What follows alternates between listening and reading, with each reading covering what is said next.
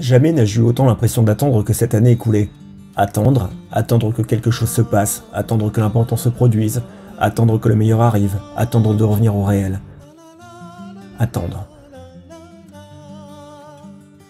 Enfermé, confiné, le temps s'est comme arrêté. La vie telle que nous la connaissions semble s'être stoppée, avoir pris une dimension irréelle, comme si nous avions été plongés dans un rêve infini dans lequel chaque jour semble déconnecté du précédent. Le temps semble avoir perdu de sa valeur, et paradoxalement, n'a jamais paru aussi précieux.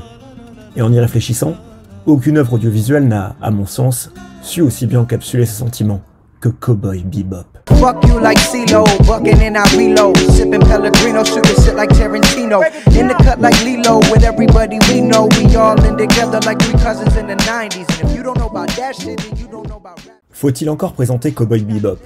Si vous ne connaissez pas déjà l'anime, foncez le regarder dans son intégralité, et enchaînez avec le film. Vous vous accorderez une faveur éternelle, d'autant que, dans les circonstances actuelles, jamais les personnages n'ont été aussi proches de nous. Si vous êtes encore là, je suppose que vous avez déjà vu la série, que vous la connaissez. Sinon, c'est que vous vous moquez d'être spoilé, mais bon, vous êtes prévenus. Mais quand même, allez regarder la série, c'est que 26 épisodes de 25 minutes, et waouh, quel plaisir, nom d'un chien de... Avec une... de musique de... Et... La vie de chaque protagoniste de Cowboy Bebop semble avoir été mise entre parenthèses, s'être figée comme la montre de Jet Black montrée dans la 10e session, intitulée Ganymede Elegy. Les épisodes paraissent complètement déconnectés les uns des autres, les personnages ne font jamais référence à ce qui s'est passé dans le segment précédent, et parfois, le spectateur, à l'instar du groupe de héros, peut avoir l'impression qu'il ne se passe rien, qu'il n'y a pas de grande intrigue, de grand ordre des choses qui progressent et fait avancer un schmilblick cosmique, que l'action dépeinte est routinière et désenchantée, que nous passons d'une session à une autre sans savoir pourquoi, comme un quotidien confiné. Le Bebop, le vaisseau spatial à bord duquel voyagent Spike, Jet, Faye, Ed et Hein, est une sorte de salle d'attente de leur existence, flottant dans un angoissant vide intersidéral, comme nos foyers actuellement.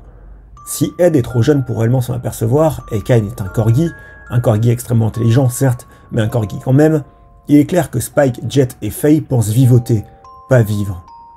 Chacun attend de pouvoir régler les problèmes majeurs de son existence pour pouvoir réellement vivre de nouveau et aller de l'avant. De leur point de vue, ce qui est montré dans la plupart des épisodes de Cowboy Bebop n'est qu'aventure sans réelle importance, aussitôt traversée, aussitôt oubliée. Comme souvent, ce n'est que bien plus tard, bien trop tard, que l'on se rend compte à quel point ces non-moments étaient en réalité l'essentiel, contrairement aux problèmes existentiels auxquels nous accordions tant d'importance. Si l'on se penche sur la trajectoire suivie par Spike, nous observons que celui-ci va aller jusqu'au bout de sa démarche, se tenir jusqu'à la fin à son objectif, à cette volonté inébranlable de régler son problème existentiel pour retrouver ce qu'il croit être la vraie vie, et qu'il va y laisser sa peau.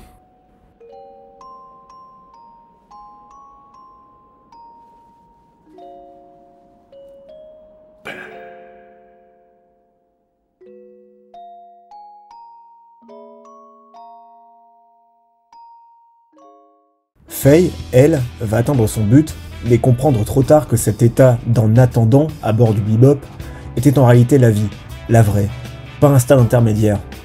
Jet, quant à lui, va régler les problèmes de son passé et profiter des moments heureux passés sur le vaisseau jusqu'au départ de Ed et Hein, et la mort inéluctable de Spike qui lui retireront à jamais cette source de bonheur en compagnie de cette famille fortuite qui ne s'est à aucun moment pleinement considérée comme telle, mais qu'il était indubitablement.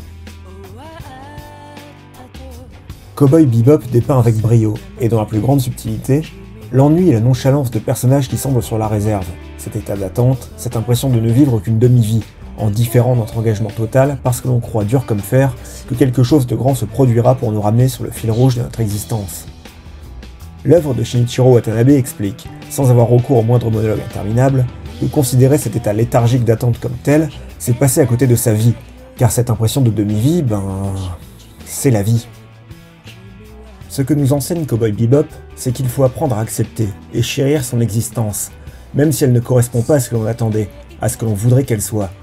Spike en est incapable, alors il va s'efforcer d'aller au bout de sa démarche, de mettre un point final à son problème existentiel et partir avec panache. À plusieurs reprises dans la série, il est fait mention du fait que Spike est déjà mort, qu'il se sent déjà mort, parce que la vie qu'il mène n'est pas celle qui aurait pu lui être promise, ou qui, de son point de vue, aurait dû lui être promise, d'où cette impression d'existence vécue à moitié. C'est bien cette dernière que le poussera à dire à Faye dans les ultimes moments de la série «俺が本当に生きてるかどうか確かめに行くんだ。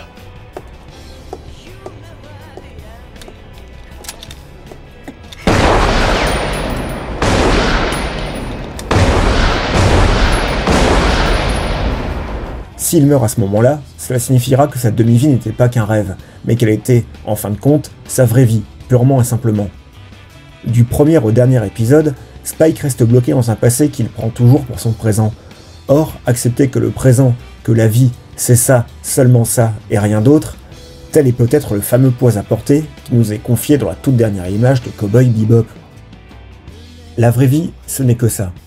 Être assis en slip face à des vidéos comme celle-ci, en se demandant ce qu'on fout, en étant persuadé, sans doute à tort, d'avoir mieux à faire ailleurs. C'est ça, et il faut l'accepter, sous peine de complètement passer à côté et être éternellement malheureux. Ce qui est également le message que j'ai trouvé dans Under the Silver Lake de David Robert Mitchell, chef-d'œuvre trop largement ignoré, qui en dit aussi long sur l'apathie généralisée que sur la perte de vue de l'essentiel à force de chercher inutilement du sens dans toute chose pour tromper l'ennui et la vacuité du quotidien. Voilà, cette petite vidéo est très courte et ne se focalise que sur un aspect d'une œuvre richissime qui a depuis longtemps gagné son statut de meilleur animé de tous les temps. Mais elle exprime l'une des raisons pour lesquelles j'aime à ce point cette série qui, plus que jamais, vaut le coup d'être vue ou revue.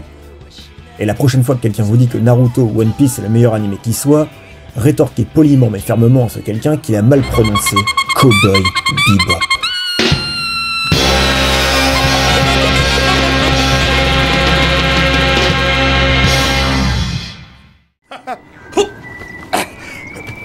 で、どうすんだよ、お前。